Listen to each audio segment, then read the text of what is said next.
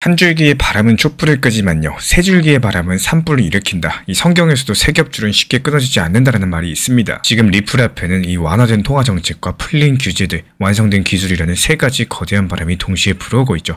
이 세 가지 바람이 만나는 곳에서 XRP는 단순한 불씨가 아니라 글로벌 금융을 태워버릴 거대한 산불이 되어줄 겁니다. 2025년 12월 전 세계 금융의 무대에서 두 개의 장면이 동시에 펼쳐지고 있습니다. 먼저 한 개는 워싱턴 DC 연방준비제도, 즉 연준의 권자 교체가 임박한 상황이고, 다른 하나는 지구 반대편 나이지리아에서 새로운 디지털 송금 혁명이 일어나고 있는 현장입니다.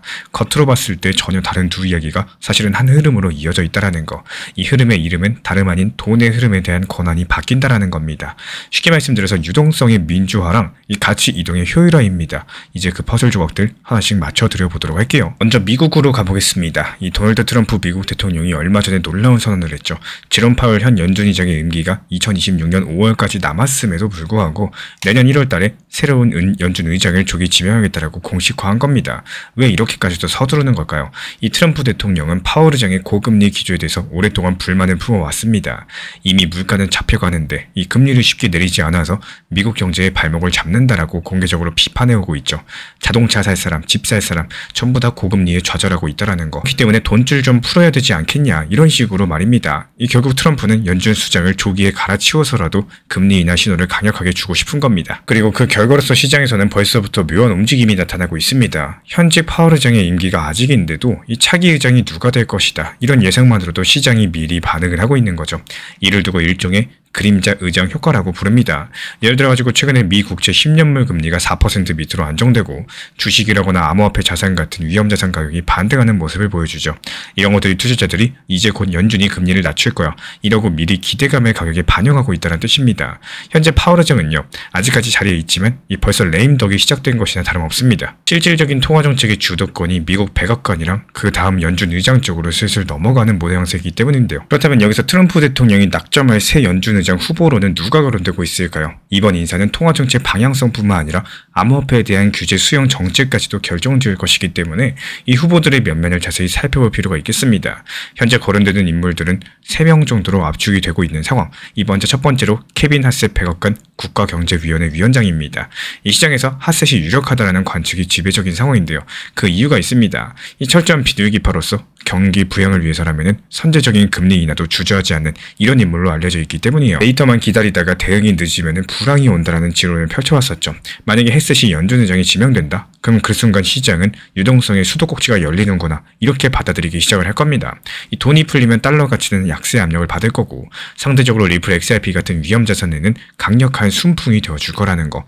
실제로 헤셋 본인도 측에서요, 필요하면 과감하게 돈을 풀자라는 주장을 여러 번 했던 만큼 이 헤셋의 등장은 달러 약세랑 자산시장 랠리의 방어쇠가 될 수가 있겠습니다. 그리고 헤셋의 두 번째 특징은 바로 암호화폐 친화 성향입니다. 만약에 그가 연준 수장이 된다면은 연준 역사상 가장 크립토 친화적인 의장이 탄생을 하는 셈인데요. 왜냐하면 헤셋은 과거에 미국 최대 가상자산 거래소인 코인베이스의 자문위원을 지낸 경력이 있고, 코인베이스 주식도 상당량 보유한 것으로 알려져 있죠. 이미 정부 안팎에 헤셋은 블록체인이 미국 경제의 미래라고 믿는다라는 평이 파다합니다. 실제로 트럼프 행정부 1기 때 백악관 내부 디지털 자산 워킹그룹까지도 이끌면서 이 블록체인 기술을 미국의 성장 동력으로 키우자라는 보고서를 낸 적도 있습니다. 그만큼 업계 사정을 잘 알고 우호적이라는 뜻이겠죠. 이 헤셋이 연준을 이끌다면요, 연준 내에 남아있었던 반크립토 정서는 사실상 막을 내릴 것이라는 기대감까지도 나옵니다. 얼마 전까지만 해도 미국 증권당국과 법정 다툼을 벌였던 리플 같은 회사도 이제부터 숨통이 트이겠구나 하고 느낄 정도죠. 이 규제도 혁신을 죽이지 않는 선에서 최소화하자, 이런 쪽으로 기조가 바뀔 가능성이 크다라는 거. 가히 리플과 XRP 입장에서는 이 케빈 헤셋 카드가 하늘이 준 기회처럼 보여지고 있습니다. 그리고 물론 다른 후보들도 거론은 됩니다. 이 케빈 워시 전 연준 이사는 월가의 강력한 지지를 받고 있는 인물인데요. 다만 암호화폐 업계 시각에서는 경계심이 드는 후보인 것도 맞아요. 왜냐하면 워시는 CBDC, 즉 중앙은행 발행 디지털 화폐의 적극적인 추진론자이기 때문에 공공연하게 미국도 달러 기반의 페드코인, 즉 디지털 달러를 서둘러 내놓아야지 금융패권을 지킨다라는 주장을 펴고 있습니다. 이 비트코인이 금과 같은 가치 저장 수단일 뿐이지 결제에 쓰일 수 없다라고 일축해버리기도 했어요. 민간이 만든 스테이블코인도 탐탁치 않게 여겨지고 있고, 중앙은행이 직접 만드는 디지털 달러를 선호합니다. 만약에 워시가 연준 수장이 된다면 어떻게 될까요? 아마도 연준 주도의 페드코인 프로젝트가 힘을 얻을 수가 있겠죠. 그렇게 되면 리플이 준비 중에 있는 민간 달러 스테이블코인 RLUSD라거나 XRP를 활용한 국제 송금망은 강력한 경쟁자를 맞닥뜨리게 될 겁니다. 이 최악의 경우에 중앙은행 디지털 리플화폐가 민간 솔루션 시장에서 밀어내는 이런 상황도 배제하기 어렵겠죠. 리플러스는 썩 반갑지 않은 시나리오라고 할 수가 있겠습니다. 그리고 마지막 후보로는 크리스토퍼 월러 연준이사가 있습니다. 이 월러 같은 경우는 성향상 실용주의적인 중도파로 불려지고 있는데 여기서 재밌는 건요. 이 워씨랑은 정반대로 CBDC 도입에 대해서 회의적이라는 부분입니다. 이 굳이 연준이 일반 국민 대상의 디지털 달러까지도 만들어가지고 민간 금융과 경쟁할 필요가 없다라는 입장이기 때문에 이 소비용 CBDC는 득보다 실이 크다. 이 민간의 스테이블코인을 혁신하도록 그대로 두면서 우리는 뒷받침만 해주면 된다. 이런 취지의 발언을 여러 번 했다라는 거. 실제로 월러 이사는요. 이 제대로 규제만 된다면 민간 스테이블코인 결제 시스템 효율을 높이는데 기여할 수 있다라고도 했습니다. 쉽게 말씀드려가지고 리플이 추진하는 달러 스테이블코인 이것도 정부가 직접 나서가지고 방해하지 않겠다라는 쪽인 거고 다만 통화 정책 면에서는 이 헬스처럼 극단적인 비대기편은 아니기 때문에요. 이 시장에 돈을 푸는 속도는 조금 더 신중할 수가 있겠습니다. 결국에 정리드리자면 헬셋과 워시, 윌러 이 세 가지 후보 중에 누구냐에 따라가지고 내년 이후에 미국의 돈줄 방향과 크립토 산업의 입지가 크게 달라지게 될 거라는 거. 트럼프 대통령이 헬셋을 지명할 가능성이 높다라고들 보고 있지만 이 최종 발표까지는 지켜보셔야겠죠. 하지만 여기서 분명한 점은 이 트럼프 행정부가 돈도 풀고 크립토도 키우겠다 이런 의지를 강력하게 드러내고 있다는 사실인 거고 이미 2025년 하반기 미국 의회에서는 의미심장한 법안들이 통과가 됐습니다. 이 스테이블코인 규율법이 연방 차원의 최초 스테이블코인 가이드라인을 만들었고요. 미국 연준의 개인 감시용 CBDC 발행을 금지하는 법, 이른바 안티 CBDC법도 통과가 됐습니다. 그리고 디지털 자산이 증권인지 상품인지 명확하게 구분하는 클래리티 액트도 나왔어요. 이 규제의 큰 틀이 이렇게까지 정비가 되면서 이제 남은 퍼즐은 누가 연준을 이끌 것이냐입니다. 그리고 그 퍼즐 조각이 케빈 헬셋처럼 친혁신 인물이라면은 법 집행이랑 규제 운영 역시도 이 상당히 유연하고 개방적인 방향으로 갈 공산이 크겠죠. 미국이라는 거대한 시장에서 꽉 졸라맸었던 이 규제 목줄이 느슨해진다면요. XRP 리플 같은 자산에는 그야말로 담비 같은 환경이 조성이 될 겁니다. 그리고 이제 시선을 미국에서 잠깐 돌려보겠습니다. 이 정책으로 돈을 푼다라는 것이 이야기를 드렸는데 이 돈이 실제로 어디에 가서 닿았을까요? 그리고 리플 같은 기업들은 그 흐름 속에서 과연 무슨 역할을 하고 있을까요? 여기서 힌트는 아프리카 나이지리아에서 찾아볼 수가 있습니다. 이 나이지리아의 경제 현실은 절박하죠. 얼마 전까지 물가 상승률이 연 24%를 넘을 정도로 살인적인 인플레이션을 겪었고 이 자국 통화 가치도 급속도로 떨어졌습니다. 그렇다면 이게 무슨 말일까요? 이 나이지리아 국민한테요. 나이라화 보유 자체가 곧 자산의 증발을 뜻할 지경이었습니다.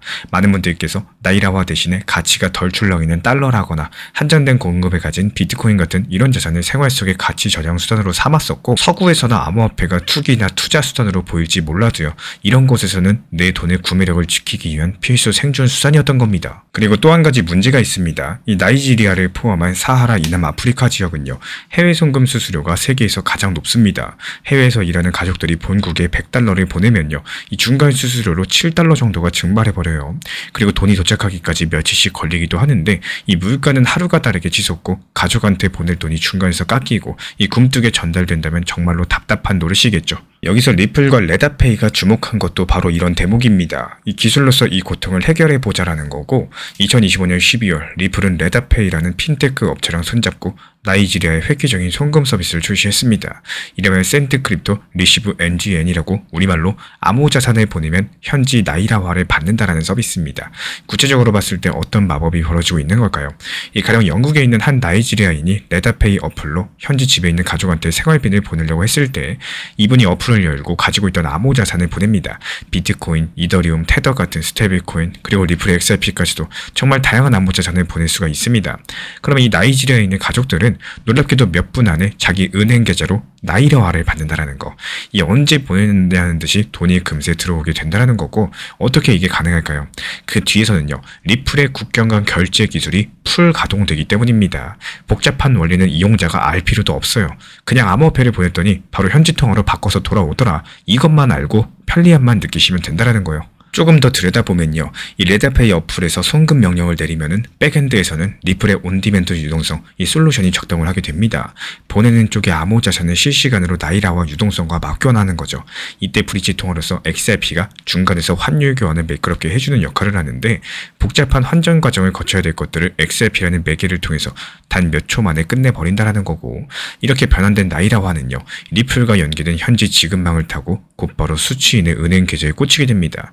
기존의 스위프트로 며칠 걸리던 국제 송금이 블록체인 기술 덕분에 거의 실시간 정산에 가까워졌다라는 거. 이 수수료도 훨씬 더 저렴하고요.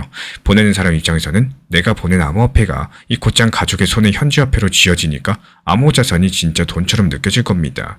받는 가족 입장에서는 이 중간에 떼이는 돈도 없이 제값을 받게 되겠죠. 이 서비스가 나이지리아라는 시장에 출시되었다는 점에서도 주목할 필요가 있겠습니다. 앞서 말씀드린 것처럼 이 나이지리아는 극심한 인플레이션으로 사람들이 암호화폐를 생존 도구로 활용해온 나라입니다. 실제로 글로벌 블록체인 조사기관의 보고서를 보면요. 이 나이지리아의 암호화폐 보급률은 전 세계 2위권일 정도인데 그만큼 암호화폐에 대한 일반인의 인식과 활용도가 높다라는 뜻인 거고, 특히나 거액 투자보다는 1만 달러 이하 소액과 송금, 이 결제에 활용되는 비중들이 크다라고들 해요. 미국이나 한국에서는요, 이 크립토라면 투기판으로 생각하기 쉽겠지만 이곳 사람들한테는 작은 금액이라도 이 주고받는 일상의 금융인 셈인 거고, 리플이 이 시장에 공을 들이는 이유가 바로 여기에 있습니다. 차트만 들여다보지 말고 삶이 걸린 곳에서 답을 찾자라는 거고, 실제로 리플 임원들은 블록체인이 가장 큰 임팩트를 줄 수 있는 곳이 어디인지 고민했다. 인플레이션과 송금난에 시달리는 개발도상국이 정답이었다라고 밝히기도 했습니다.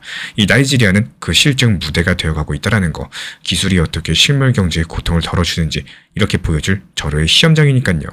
그리고 레드페이는 이번 서비스 출시를 시작으로 더 큰 그림을 그리고 있습니다. 현재 송금받을 사람이 은행 계좌가 있어야지만 나이라와를 받지만요.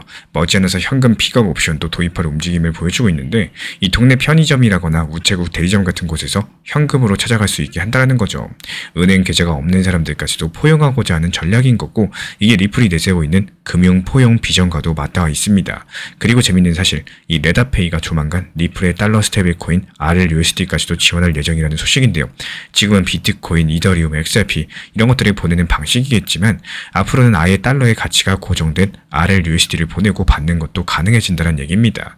이게 곧 아프리카 현지에 RLUSD의 유동성 파이프라인이 생긴다는 의미인 거고, 전 세계 어디서든지 RLUSD를 보내면요, 이 나이지리아에서 현지 통화로 바로 바꿔주는 통로가 마련되는 거니까요.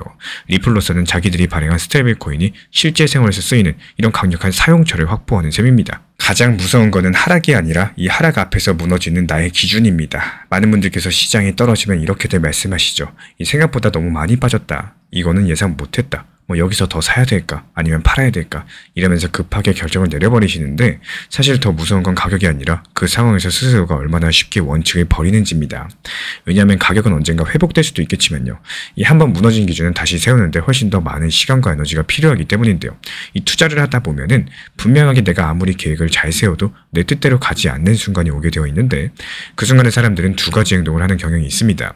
먼저 첫 번째, 아무 생각도 없이 팔아버리는 거. 그리고 두 번째, 아무 계획 없이 더 매수해버리는 겁니다. 이 공통점은요, 둘 다 두려움이나 조급함에서 나온 선택이라는 점인 거고, 그리고 그 선택은 대부분 시간이 지나고 나서 그때 왜 그랬을까 이런 후회로 바뀌게 된다는 겁니다. 똑같은 단기 종목이라고 할지라도 리플 하나만 보더라도 리플 하나에 대한 포트폴리오를 구성하면서 지금 당장 무리한 몰빵 매매가 아니라요, 다시 한번 리플이 추가 하락이 나올 때, 혹은 리플이 만약에 2,000원대로 또 진입한다면 나는 어떻게 할까라는 생각을 항상 해놓으셔야 된다는 거. 업비트, 빗썸, 현물 매매에 대해서 중요하게 말씀드리는 이유도요, 결국에는 이 시장이 하락하는 걸 막을 수가 없기 때문에 시장이 내려왔을 때에 대한 효율적인 대응을 하기 위함입니다. 그래서 저는 포트폴리오를 관리할 때 비중이나 종목보다 더 중요하게 보는 게 바로 이런 상황에서 내가 어떤 선택을 하도록 미리 정해두었는가 합니다. 예를 들어가지고 일정 비율 이상 떨어졌을 때 이 분할 매수를 할 건지, 아니면 아무것도 하지 않고 그냥 지켜볼 건지, 수익이 어느 정도 났을 때 일부를 줄일 것인지, 이런 기준들을 평소에 적어두지 않으시면요, 그 순간에는 절대로 냉정해질 수가 없습니다. 결국에 투자는 지식 싸움이 아니라 준비 싸움이고, 정보 싸움이 아니라 마음 싸움이고요. 실력 싸움이 아니라 태도 싸움에 가깝다는 것들을 시간이 지날수록 느끼게 되실 거예요. 그래서 중요한 거는 맞추는 능력보다 버티는 힘인 거고, 빠르게 움직이는 판단보다 쓸데없는 행동을 하지 않는 인내심입니다. 그리고 어느 순간 깨닫게 되실 거예요. 이 좋은 타이밍을 잡으려고 애쓰는 것보다 나쁜 타이밍에 실수하지 않는 게 훨씬 더 중요했다라는 거. 그래서 진짜 실력은 항상 조용한 선택 속에 숨어있다는 걸 말입니다. 결국에 사람은 거는 이 똑똑한 사람이 아니라 끝까지 자기 기준을 지킨 사람입니다. 이 시장에서 가장 중요한 건 수입보다 원금을 지키는 일입니다. 이 많은 분들이 상승장에서 쉽게 돈을 버시지만 하락장에서 기준이 없어서 손실을 크게 보고 나서야 기준이 필요했구나 뒤늦게 깨달으십니다. 그래서 제가 실제 매매에서 사용하는 이 손실관리 기준이랑 절대로 건드리지 마셔야 되는 위험 구간들을 정리해서 보내드리고 있어요. 필요하신 분들께서 현재 보이는 번호로 문자 신청 주시면 되고요. 이 자료는 공격적인 매매가 아니라 이 불필요한 손실을 막기 위해서 만들어드리는 보호용 가이드라고 생각하시면 됩니다. 그리고 이어서 최근에 신사 채널에서 실제로 보여드린 단기 매매 기록을 바탕으로서 왜 이렇게 폭락장이 올 때 어떤 사람들은 멘탈이 완전히 무너지고 또 어떤 사람은 오히려 기회를 잡을 수 있는지 그 차이점을 하나씩 설명드려 보도록 하겠습니다. 이 결론부터 말씀드리자면 정말 간단한 원리인데요.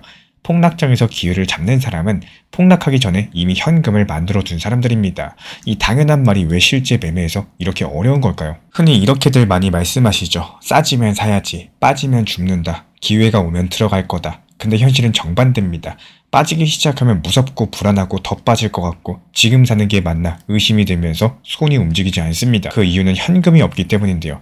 자신의 돈을 들여가지고 매수를 해야 될 때 이 사람은 반드시 겁을 먹게 됩니다.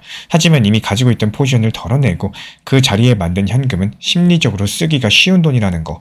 그렇기 때문에 폭락장의 가장 큰 무기, 가장 큰 기회는 좋은 물린코인이 아니라요. 폭락 전에 확보한 현금입니다. 그렇기 때문에 시장에서 살아남는 원리는 정말로 단순합니다. 팔아야지 내 돈이에요. 그리고 팔아야지 시장에서 살아남습니다. 이 사람들은 기다리다가 고점 지나가면 후회하시고 폭락이 시작되면 멘탈이 무너지시고 상승장에서만 매도 버튼을 생각하십니다. 하지만 실전 매매의 기본은 정반대라는 거. 이 단기 고점이 보이면 미리 걸어두고 체결되면 그걸로 현금 비중을 확보하는 것이 가장 큰 원칙입니다. 왜냐하면 고점에서 파는 것은 예측이 아니라 확률이 가장 높은 지점에서 리스크를 줄이는 결정이기 때문인데요. 더 갈 수도 있지만 지금은 떨어질 위험이 더 크다. 이런 판단이 드는 그 순간 그때 매도를 거시는 겁니다. 이번에 제가 텔레그램 단타 정보방에서 보여드린 게 바로 이겁니다. 이 특정 종목을 눌릴 때마다 매수하고 또 저항해서 매도하고 다시 눌릴 때 또 매수하고 이런 흐름을 여러 번 반복을 했습니다. 그리고 마지막 구간에서 딱 저항의 최고점 부근에서 전량 매도에 성공을 했고요. 그 직후 시장은 그대로 폭락을 했습니다. 이거는 예측이 아니라 원칙을 지킨 결과였다라는 거. 이제는 하락해서 무섭다가 아니라 떨어지면 매수 타점이 열린다. 이렇게 바라볼 수가 있는 겁니다. 이게 바로 실전 투자인 거고요. 이 타점 매매라는 게 말로만 들으면 쉬워 보이겠지만 실제로 따라가려면 타점과 투자 심리, 속도, 거리량 해석 이 모든 것들이 하나의 흐름으로 연결이 됩니다. 영상 보면서 나는 혼자 힘들겠다, 실전 흐름들 같이 보고 싶다 이런 분들은 현재 보이는 번호로 문자 신청 주시면 입장 도움 드릴 거고요. 사실 정보가 부족해서 손실을 보진 않아요. 정보는 시중에 넘쳐납니다. 진짜 중요한 건 그 정보를 언제 어떻게 써야 되는지겠죠. 그래서 제가 실제로 활용하고 있는 관점들, 가격 변동 구간을 읽는 방식들, 그리고 주요 가격대를 정리한 기준표를 받아보고 싶으신 분들은 현재 정리된 자료를 제공드리고 있기 때문에 필요로 하신 분들만 현재 보이는 번호로 문자 신청 주시면 됩니다. 이런 혼란스러운 시장에서도 길을 잃지 않도록 도와드릴 수 있는 자료예요. 시청해주셔서 감사드리고요. 구독과 좋아요, 알람 설정까지만 부탁드리겠습니다. 우리 신사 채널이 더 좋은 콘텐츠 만들 수 있는 가장 큰 원동력입니다. 앞으로도 폭락장에서 살아남는 방법, 지금 시장에서 기회를 잡는 법, 실전 타점 전략까지 모든 것들 가장 쉽게 풀어서 안내 도움 드리도록 하겠습니다.